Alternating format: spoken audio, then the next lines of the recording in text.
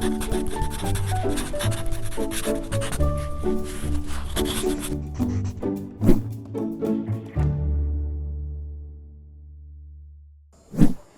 I'm Sarah Fry. Welcome to PaTTANpod.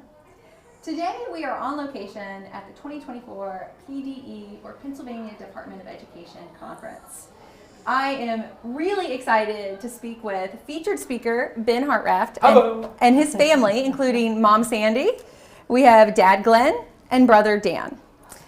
As the president of Benergy1 Presentations, Ben uses his trademark Benergy to share his story and advocate for autism awareness. Today on PaTTANpod, Ben and the family are going to share some perspectives from growing up in the world of autism and supporting others.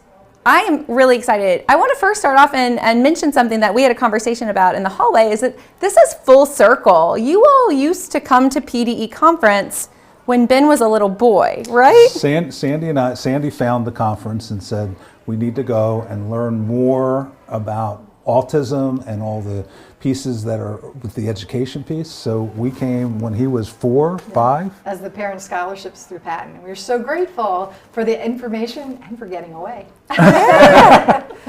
So Ben, we'll get back to kind of the routine here. Can you introduce yourself and then also this wonderful slate of guests that you've brought with you? Ben Hartranft, I'm 25 years old. I'm on the autism spectrum, self-advocate. I'm president of Benergy1 Presentations. This is Dan Hartranft. He's the vice president of Benergy1 Presentations. This is the secretary, my mom, Sandy Hartranft, and the wonderful writer of the book, we'll get into that later, and the treasurer, Mr. Glenn Hartranft. I need to take you everywhere. You did that. That was wonderful. All right, Ben, so I mentioned it in the intro, the concept of Benergy. Yes. What does Benergy mean? Can you define it for people? Absolutely. So it means that my English teacher in high school, Mr. Monero, had one day we were just talking, we were at a baseball game, and he goes, Ben, I need to call you Benergy. And ever since then, it stuck with me, and I love it because I bring energy. If I'm awake, I'm awake. If I'm asleep, I'm asleep. And you bring your energy like around that. Absolutely, to every people that I meet. If I go into airports or trains, or I go, oh, what do you do for work? Do you think that other people, maybe not named Ben, could I have some Benergy? Yeah, only if I could pass on, get a soda name of it.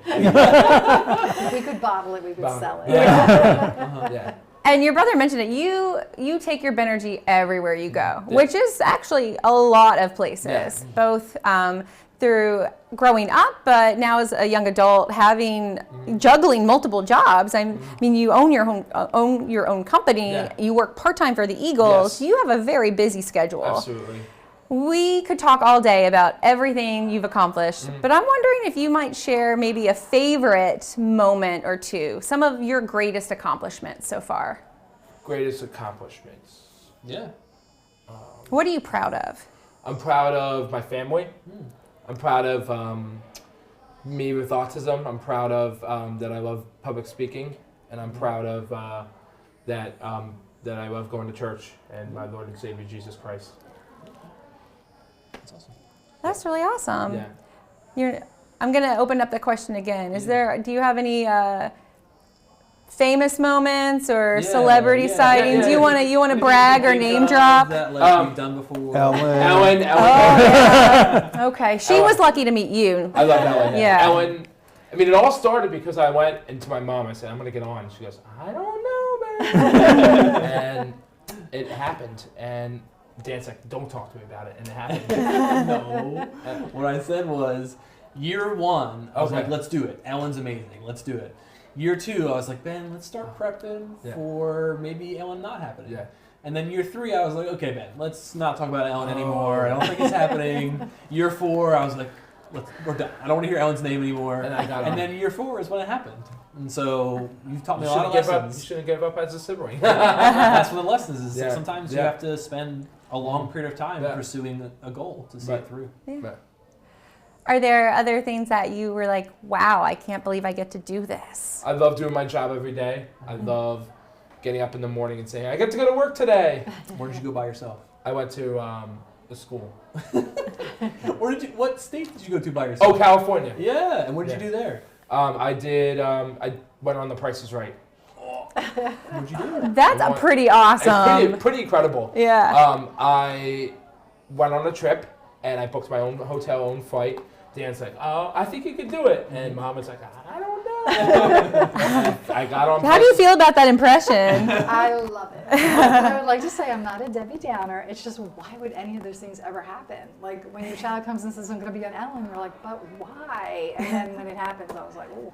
So now the sky's the limit. And then I got on Price is Right, and they called my name, and I won $16,000. It was crazy.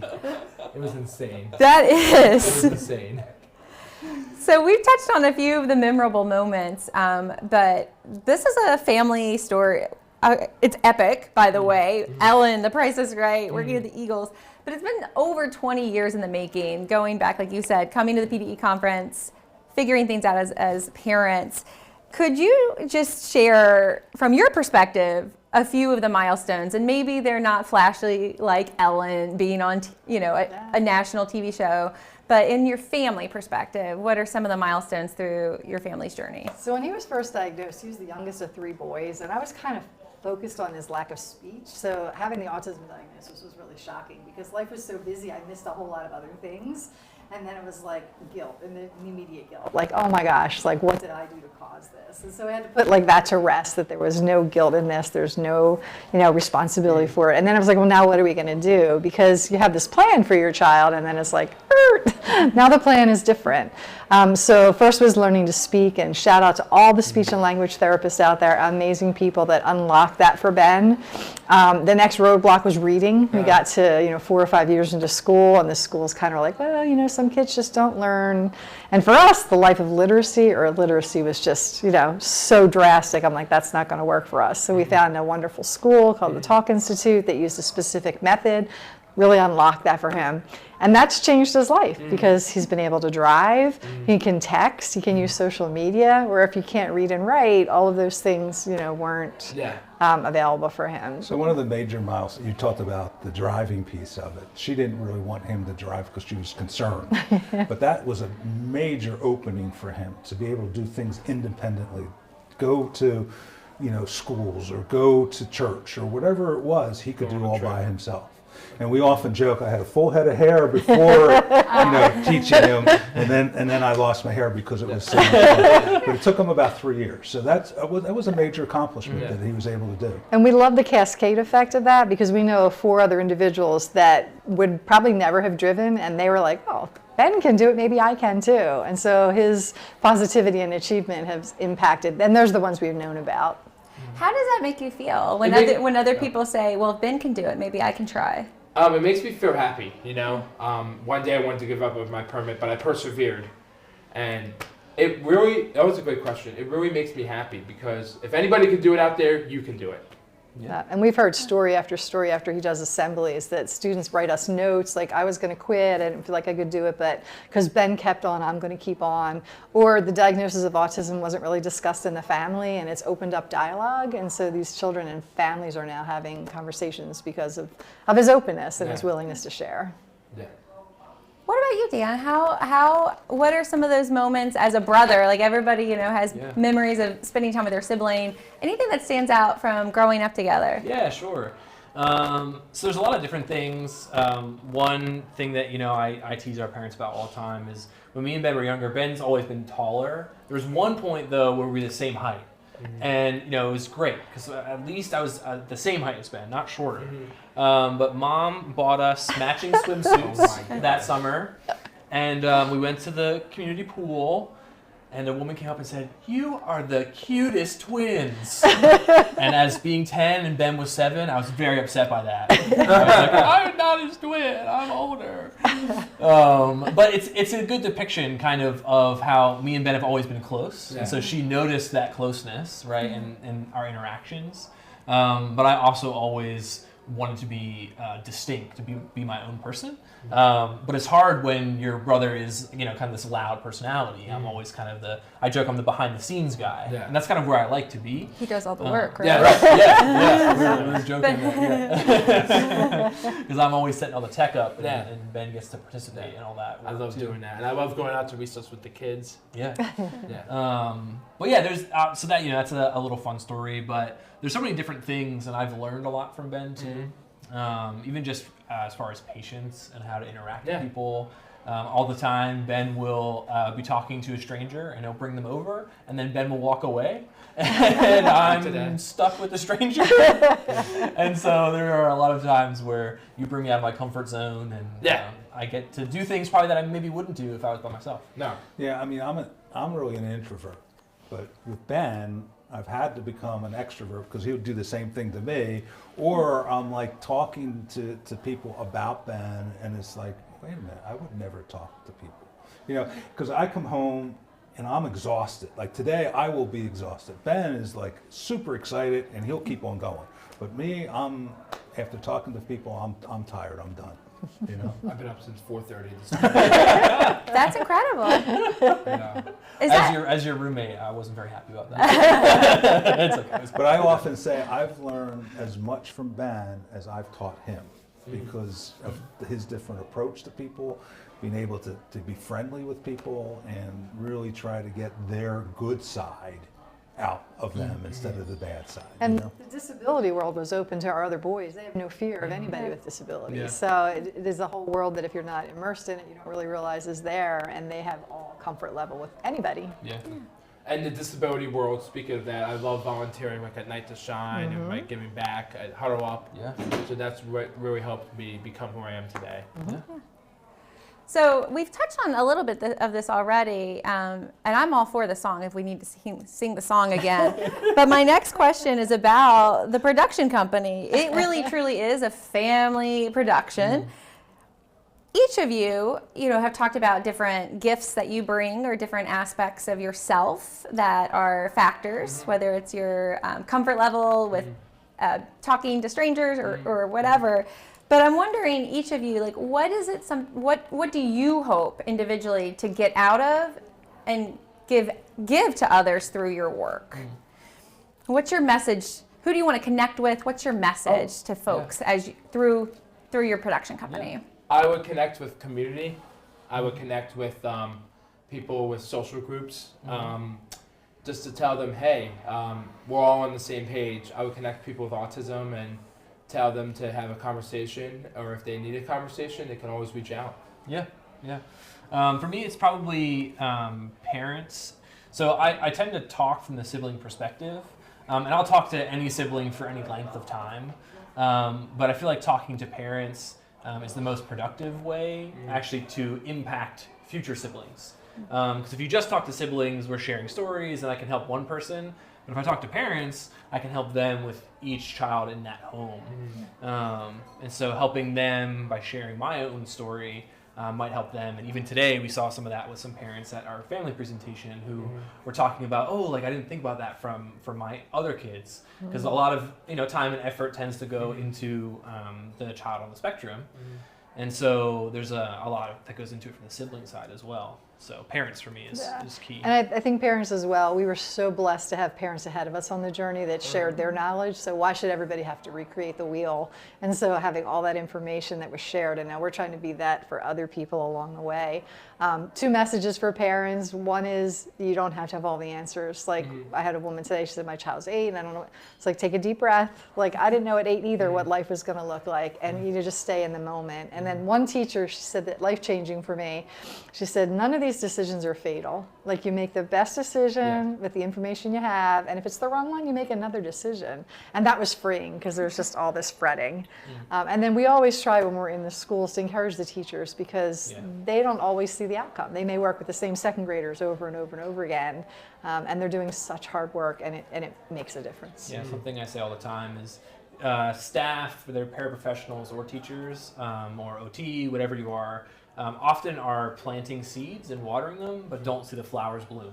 And so that's where, from Ben's perspective, we really like kind of sharing, like, you're doing what you're doing, and it's creating, people like Ben who can be living their dream and accomplishing goals that, at Ben's younger years, we weren't sure where he'd be or what he'd do. So there's a lot of hope that can come from that, for sure. Yeah. So for me, I look at it from a dad's perspective, and it's so hard because Sandy has done so much work, and actually I look to her to do a lot of it, especially from the schooling standpoint. I go off to work and she goes and sends them to school, do that kind of thing. So my focus, I would like to do, is give back to the dads and be able to say, hey, you can do this, you can work through this, you have to be involved, right? I've seen dads where they'll take a step back, or they're so involved that it's almost over the top. You have to somewhere be in between, but you have to be involved. And if you're not, you're losing out, because it's a journey that we go through, and we don't know what the end story is going to be, but we have to work together to do that. And one of the things that has encouraged me is our church has a men's group that have all dads that have special needs. Now, it could be Down syndrome, it could be any kind of other thing, and we get together once a week. It's an opportunity. We can just express ourselves. One guy has a major meltdown from a kid, and he talks about it. That's all we talk about. And other times we just kind of just chat. So it's able to let us be free. So I just encourage dads to try to be part of that. And as a dad, I often say, I want to try to fix it. Because that's what I do, but I can't. I would never take autism away from Ben, and maybe because some of the things that he has, I think other people would love to have. That whole, be able to talk to people and be able to be free and those kind of things is great. Stick it up at 4:30 in the morning. As long as he doesn't wake me up, that's okay. But those are the pieces that I think that I'm looking at, is that from the dad's perspective. I've talked to a couple of dads here where, I try to encourage them to, keep on working through that. How can you help? Where can you help? What can you do? Those kind of things. So you've hit on it. You guys are so gracious and are complimentary to one another. I do want to shout out Sandy, who actually wrote a book about this. I'm wondering, Sandy, what sparked that idea to put your story on paper? And now, it's been out for a little while. Yeah. What do you think? Maybe volume 2 or the second edition. Yeah. So my sister-in-law gave me a journal when Ben was diagnosed at 2, and she said, just journal. And I didn't do it faithfully every day, but it was so neat to be able to look back over 20 years and say, oh my gosh, I forgot that really funny story, or oh my gosh, I blocked that out because I don't want to think about that again. But then we were able to really chronicle his whole story from being nonverbal to who he is today, and all the amazing people that God just plopped in our lives at just the right moment to help us over that next brick wall that we were facing. So we've gotten really great feedback that, even just parents of neurotypical children, a lot of it's parenting. It's not just parenting a special needs child, but to try to be encouraging. The funny you ask about the second story, Dan always teases he's going to write the real story behind swinging unauthorized. But the title, Ben was literally swinging on my chandelier when he was 3. He stood on my dining room table and he had the lights and he was swinging back and forth and he was stimming on the lights in his eyes. And I thought, I'm not going to live through this, but if I ever write a book, I have my title. And so that's where it came from, finding joy in the journey through autism. And why joy? Right, so peace, happiness is circumstantial. If you're happy, it's because something happened. But joy is the peace in the midst of your circumstances, and that's what this is. You're not happy that there's a disability and all the stress that brings, but we have found that there can still be joy and peace in the midst of all of that. How does it feel to literally have a book about you? I remember, looking back at baby pictures and being like, oh, I'm a little embarrassed. You have a whole book about you. Yeah, there's a section. Yeah, he wrote the back section. Yeah. So when I said I'm writing a book, he said, well, I'm going to write a book. So we took all of his words and his own pictures, and that's kind of the chronicle of his own story in the back. And how do you feel about that, Ben? I love it. Yeah. I'm just showing all the pictures. Because Ben, you hate attention, right? I love attention. And so that's where part of it, I think, And there's degrees of it too, right? So we've gone through home videos, and I found a video of Ben full meltdown. Oh my God. And I told Ben, I said, Ben, this is something we won't put in the presentation, right? Because I wouldn't want someone to take my worst moment in my life, throw it in a PowerPoint, and say, everyone watch my worst moment. But for us, it provides a lot of context, because it's like, oh, right, this is where Ben was when he was 10, 6, 8, whatever. But for you, I think you've always kind of appreciated a little extra attention, and so having your story out there, that's something that, I mean, you've been so vocal about that, even before you talked about a book. Ben, you've been talking about a movie about your life. Yeah. I remember. And so that was even way before the book. But I love the titles, right? Yeah. So you talk a little bit about the titles. You know, so each chapter is I wonder if. So the first one's I wonder if we even need another book about autism, and then is I wonder if there's something wrong with Ben. I wonder if he'll ever learn to speak. I wonder if he'll ever learn to read. So each chapter kind of takes you through I wonder, and kind of got us to where we are today. Yeah. So what are you wondering today? I'm curious. I mean, can we get a little sneak peek? Yeah, so really the next step is really independence. So the boys they're wonderful to have at home. We run the business out of our house, but they would obviously like to live independently. And so that's the goal of the company. Maybe you can share a little bit more about that. Yeah, so it's always a challenge, right? And I think even today's current housing market makes things difficult for everybody, right? It's not just a situation, but I've worked with other adults on the spectrum, and something they all have in common is a desire to live alone, or independently, I should say. And I think part of that is really just being human. I don't think that's necessarily about being on the spectrum. I think at some point we all have this moment where we're like, I don't want to live with mom and dad anymore. Like I want to, yeah, right. Like I want to go do my own thing. And so you've been vocal about that for a long time. And so what we've done is over the past couple of years, we've worked on everything. I mean, there's a ton of stuff that it takes for being independent, right? And some of us just do it naturally and we don't think about it at all. Just last week, we had one day off, and what did we do on that one day off? We queened. Mm-hmm. I don't like queening. And Ben said, Nobody does. right, nobody does. But I have to do it. Said that to him. But I said to Ben I said, look, when people work and they have the weekend off, that's when they have to clean. Like they don't get to clean when they're supposed to be working. They have to come home and do it on the weekend. And so it's the same thing for you. And that's kind of what we're working on now, with the long-term goal of basically all the money that we make for the company is going towards buying property, in which me and Ben would live in one unit, and then we'd rent the other units to people on the spectrum who want to live independently. So it's not full care, and it's not independent in the sense of I went out, got my own apartment, did all my own work. It's you have a place that's yours, and we're there if there's an emergency or you need help with something. Plus, you got some new friends. Yeah, You right. got built-in neighbors. And as amazing as all the wonderful things Ben has done, and I'm sure there's more to come, there's still a safety issue. He would give you the shirt off his back and every dollar in his wallet if you asked him. So he still needs, just some oversight for safety.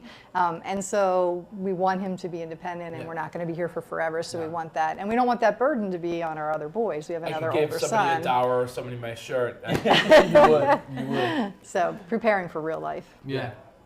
What was it to sit down? What about you, Ben? I know we had a conversation just a little while ago about somebody else that you'd like to meet. I think you could probably, mention that. We'll try to get that circulated. Yeah, there you go. But There's two people I want to meet. Yeah, so let's start with that. Who do you want to meet? Then I'll ask another question. There you go. Okay, so the first person I want to meet is Mr. Beast. He's a YouTuber. Come on, Mr. Beast. I know you listen to the podcast. I would love him to do a special needs video about autism. He has not done anything like that before, and I think that'd be pretty cool to do an inclusion video. Yeah.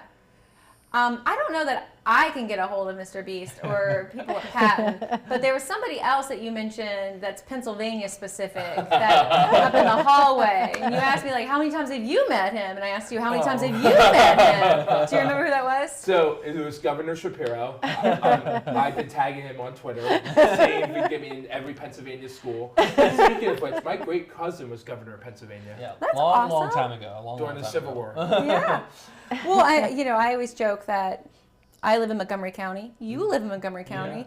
Governor Shapiro lives in Montgomery I know County. that. Surely we're going to cross paths. Yeah, right. And if not, maybe we'll get the word out this way, right? Yes.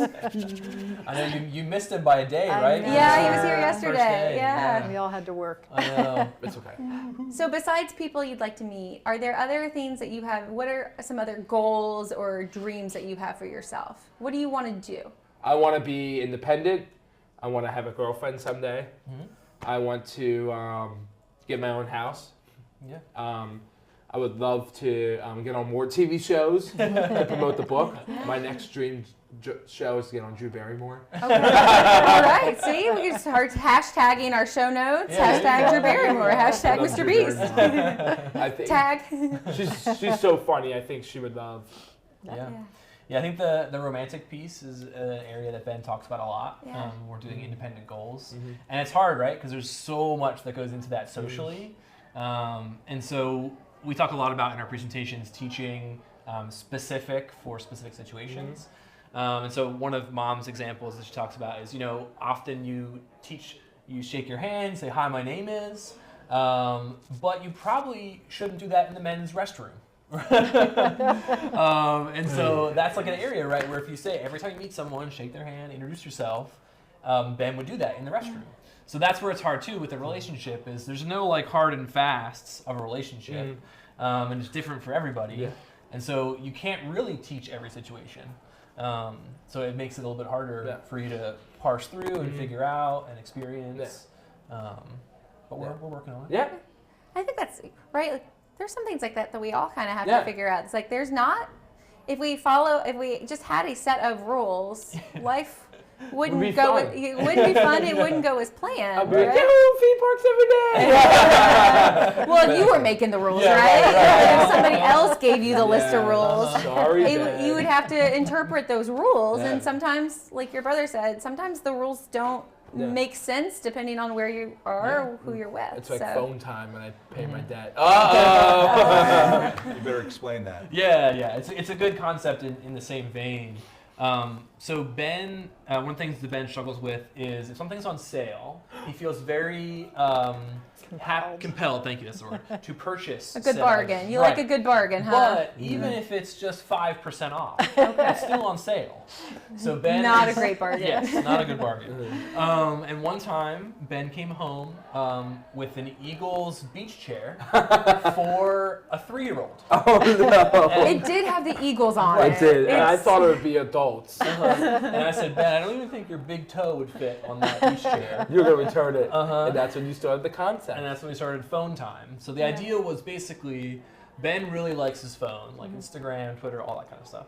And so I said, Ben, when you're shopping, you need to think, this is $10. Would I give we're gonna give Dan my phone for $10 or 10 hours? If the answer is yes, that means I really want this item.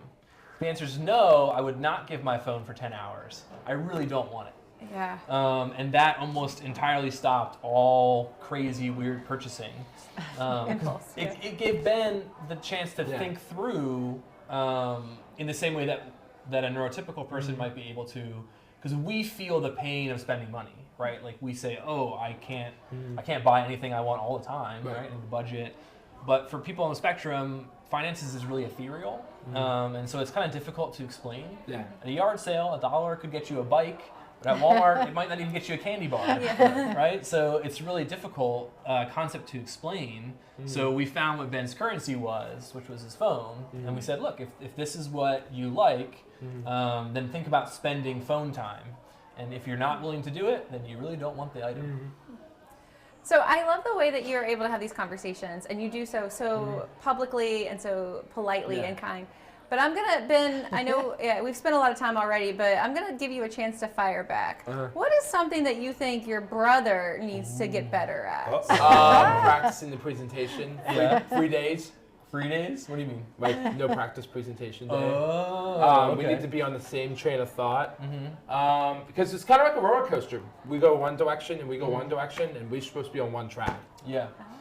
Yeah, so I think something when something makes sense to me, I have a hard time explaining it. And so Mom jokes about, like, in school, when they ask you to explain math problems, right? Like, how did you show your work? for me, I don't know. I got the answer using math in my head, and I don't really know how I did it, but I did it. And so it's the same thing with the presentation. Sometimes something makes sense to me, and I'm like, Ben, it's so clear. Like why are you struggling here? But for him, it doesn't make any sense at all. Right. And we have some times where we argue. I know. Why'd you do that? Because we're, so we're disagreeing sometimes, and what that looks like. And so I think that's what you're saying, right? I push you sometimes. Yeah, like you push me. So people always ask, is he always like this? And I always say, he's like this or he's asleep. So he doesn't really have sadness, but he gets frustrated. And the frustration of not understanding or being pushed too hard, that's probably the one negative emotion that comes out a lot. Mm-hmm. Yeah, frustration is Ben's. And the thing we got to remember is Ben is a human being, so he doesn't want to clean. Yeah. I don't want to clean the bathroom. I don't want to practice things. Right. But you have to practice your script in order to do things that we love. But the thing that we try to say to him, if you clean the bathroom, do it right. You do it once, and it's done. If you do it a halfway, then you're going to have to do it again. Yeah. So those are things that we have to do. What do we say for that, Ben? For when we're cleaning? You put cheese. What, the other day we were cleaning the dining room, and I said, Dad, it's done. All right, we got the cheese. He slapped the cheese on the ground. So is it clean enough to eat off of? So I took a slice of cheese. I said, okay, Ben, if we're done, then let's do the cheese test. I took a little thin slice of cheese and I put it on the ground and I picked it up, right? And there were what all over it? Crusty. Like dust bunnies. Crusty crabs. But see, that's a great example for that. Right? He's a concrete visual, thing. yeah. Right? So that's what he needs. You didn't eat that, did you? No. But you're not gonna eat that. No, I would never make you eat it. Ben, you didn't give that to me, did you? Because that's the point, Ben, is the lesson is, would I eat this piece of cheese? Yes or no? And if the answer is no, then it's not clean. We gotta go That's back. why. You're never gonna have to eat that cheese. Oh, if you did, you'd be in trouble. I would be in trouble if I made you eat that cheese. But would I ever do that to you? No, you'd be good. All right, I know I've taken so much of your afternoon, but I just can't stop. It's the Benergy. I just want to hang out with you. Absolutely. Do you mind if I ask you another question? Go ahead, too? please. Okay, so I let you kind of pick on your brother a little bit. All right. What is something that you think that other people would do well at if they learned it from you? Like it would make people better if they learned it from you. What's something? I would have them, if they learn it from me, probably. I'm thinking of skills, and I think of talking to strangers. Talking to strangers, I think talking to people is really good. Do people tell you? I mean, your dad even mentioned it, that some of us that can be really nerve-wracking. I don't get nerve-wracking. Yeah. No, and I've done 1,500 people in front of IUs. Yeah. And then when I go to Six Flags, I'm like, oh, hey, what do you do for work? It's so much fun. The story that I usually tell around this area is one of the speaking engagements we got because Ben walked up to a group of college girls playing volleyball and started talking to them. To me, that's my worst nightmare. I cannot imagine anything more scary than going up to a group of college girls and initiating a conversation. But you went right up, started talking to them, and there's no fear, no anxiety. No. Yeah. And so I think some of that fearlessness is something that people can learn from you. And we always say he treats everybody like a rock star. Like a so CEO. He notices the janitors, he notices the kitchen worker. Like there's nothing it's the same as a CEO. He would treat you the same way, and he makes you feel special. Yeah. I think that's a gift. Do you notice that about yourself, that other people don't do that? No. No? Yeah, I think, well, sometimes you've talked about at schools about presenters not really engaging people on the spectrum. Right. Yeah. And then what do we usually do at schools? I usually like to go hang out with the kids. When I was a kid, the presenter came in and then he left. And I didn't like that. Yeah. And I wanted to be that when I grew up. It's like go in there, hang out with the kids. And then I like when the kids go, do it, and make a half-court shot. I think it's really fun. Is that a skill you can teach me too? Public speaking, half-court shots. I like this. You know what else I like? I like CEO photos. I collect CEO photos. He does. So I want Governor Shapiro's photo in my room. There you go. There you go. That's Some why- people collect sports, some people collect rock stars. He collects CEO headshots. I mean, I think that says something if you get to be on Ben's wall, because It's true. It's true. Ben's famous already, so to be on that other side, that's pretty cool. So one of the things, Ben, you didn't bring it up, is one of our passions is to be the one. Yeah. Be the one to make a difference, yeah. right? So it could just take one you know, kind he person. talks about one kind person, one kind word, whatever that is. I think that Yeah. really sums up. One tree could start a force, one light can push back darkness, one kind person can change the world. Thank you, Dad. Yeah, I was gonna say, do you want to tell a Billy Snow story? Yeah, so I was, I asked my mom, can I have a party? And she goes, yeah, let's do it. And I invited everybody. She says, I don't know if it's going to happen. One person showed up, Billy Snow. We hang out, nobody else showed up to my party. Mm-hmm. But my advice is, you could be that one kind person that could change the world. If somebody says to you today, let's go hang out, you could be that one kind person. But we were devastated by that. And he's like, no, remember when Billy Snow came over and spent time with me? Like, to him, it was like, oh, I had a great time with Billy Snow. We were like, oh my gosh, nobody else showed up. But it's just, you know, water off a duck's back. It was that one person that made a difference. And I bet that's really meaningful and maybe Billy didn't even realize that it was going to be that big of a deal. But sometimes being that one person isn't this extra special thing. You just do your normal kind activity, right? Yeah. Sometimes it's just a smile. Yeah. Yep. Right? Or hold the door. Or We talk about all the time the difference that one friend can make. So the difference between having no friends and having one friend is astronomical. And so, like, if you can be a friend to one person, that's more than enough kindness. Because just individuals I've worked with on the spectrum, when they have one person that they can go to and talk to, it makes a world of difference. Yeah. And you talk about it in your presentation all the time. You say making a new friend is a huge goal. Yeah. Could you even count all the friends that you have? I have so many. Yeah. I'm actually good friends with the CEO of Philly Pretzel Factory. That's true story. That is a good friend to have. Good connection. His name is Dan Dizio. We met in the Montgomery Mall. Okay. And I said, you are an undercover boss. He goes, yes, I was. I met him in 9th grade, and we exchanged business. He gave me a cell phone number in 9th grade. And then he took me on a tour of the pretzel factory, and he always gives me coupons. They need to open one up in Hershey. There you go. Actually, they do have one in Hershey Park. They do. Do you do the mustard or the cheese or the I like cinnamon? the cheese. The cheese, yeah. They do have one in Lincoln Financial Field. Another story. Do we have time? We do. Okay.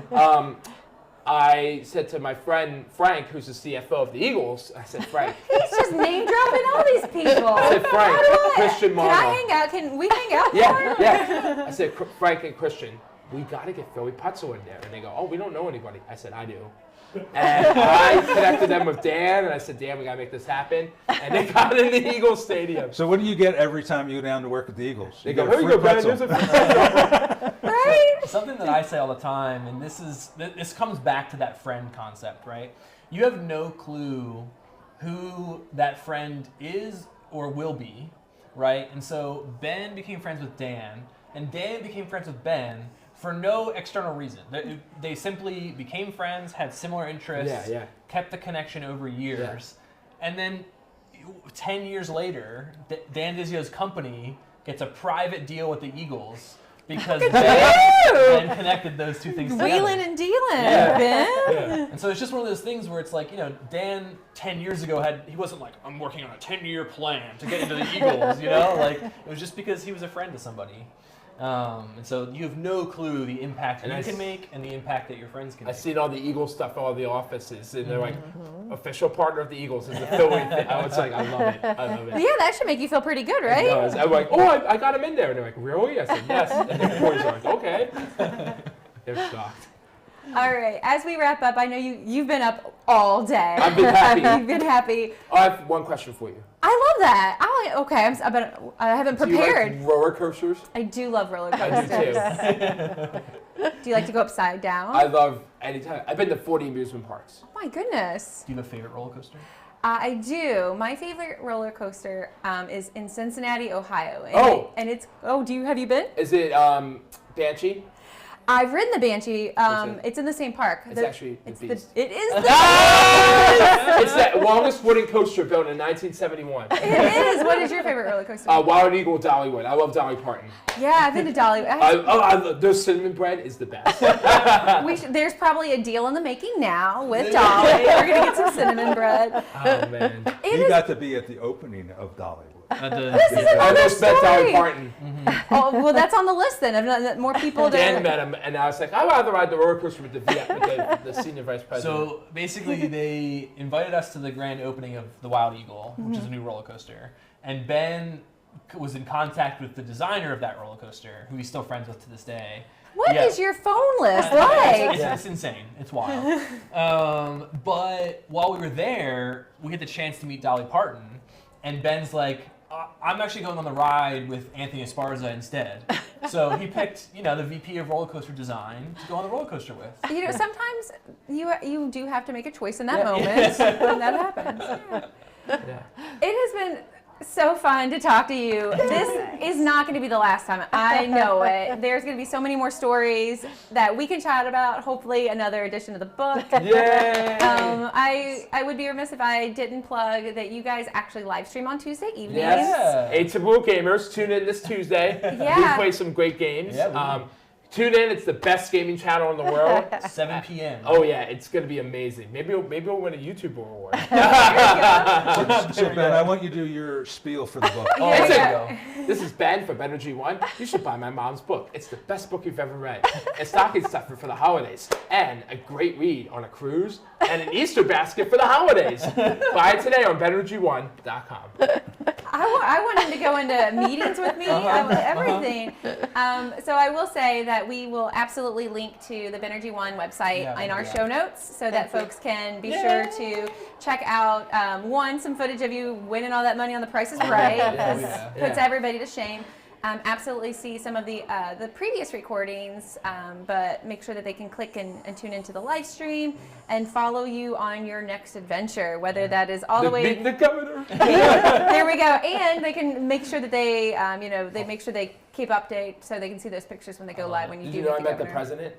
Tell us that story, Ben. How does he keep topping it? Well, then that should, that's got to say something. Okay, Governor Shapiro can't say no if he can help connect him to the so, pretzel guy and the president. One of my dreams was to meet a president of the United States. Preferably living. And every time the phone rang, I was like, it's President Biden! And I've always dreamed about it. One day, I was at an amusement park, and I got an email that says, we want you to come to the White House. And I'm like, what? Do you realize most people don't get those kinds of emails? And I'm like, what the heck? So the government was supposed to shut down, and then... Do you want me to tell the story? Yeah, go ahead. Okay. So similar situation. I'm in my room. Ben comes in. Your email doesn't look like his, No, right? definitely not. Definitely not. Mine He's like, either. I got an email from the White House. I'm like, of course you got an email from the White House. Like, of course. That makes total sense. That happens to everybody. I'm teasing, right? Yeah. And then the government was supposed to shut down that weekend. And we have Connection who was like, it's definitely shutting down. Like, Ben, get ready. The event's not happening. It's going to be canceled. Ben prayed all weekends, like, don't shut down, don't shut down, don't shut down.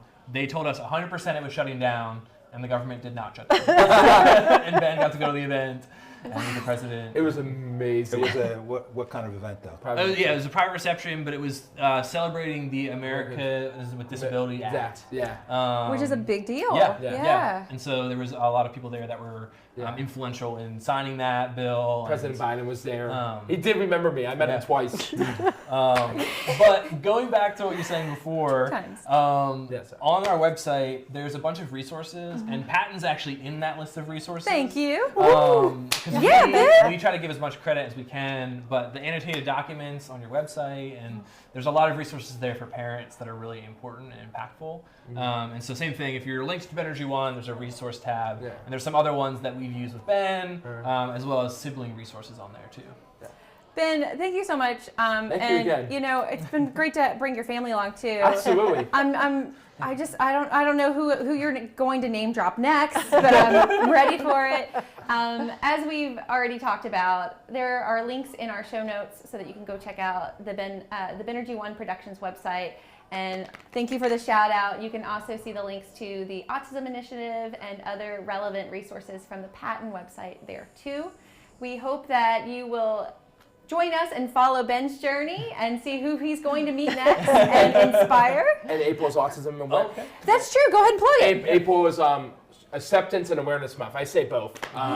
But April 2nd is World Autism Day. Make sure everybody gets out there. Governor Shapiro, World Autism Day. Don't forget. Love it. Please do. And between now and then, check out the other episodes on PaTTAnpod. One last thank you. John Ragsdale helps make sure that we make this. And to our audience, thank you for joining us for PaTTAnpod. Come back again soon.